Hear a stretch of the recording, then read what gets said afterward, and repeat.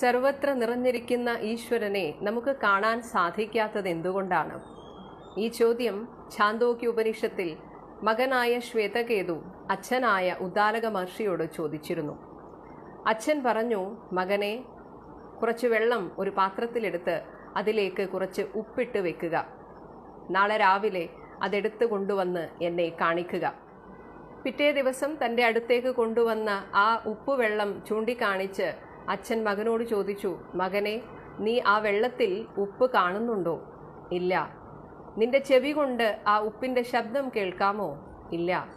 നിനക്ക് ആ ഉപ്പിൻ്റെ സാന്നിധ്യം മണത്തറിയാൻ സാധിക്കുന്നുണ്ടോ? ഇല്ല. തൊട്ടു നോക്കിയിട്ട് ഉപ്പുണ്ടെന്ന് മനസ്സിലാവുന്നുണ്ടോ? ഇല്ല.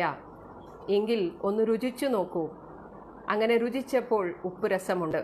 അപ്പോൾ ഉദ്ദാലക മഹർഷി പറഞ്ഞു, മകനെ, ഇതുപോലെയാണ് സർവത്ര നിറഞ്ഞിരിക്കുന്ന ഈശ്വരൻ്റെ ചൈതന്യം നമുക്ക് അറിയാതെ പോകുന്നത്.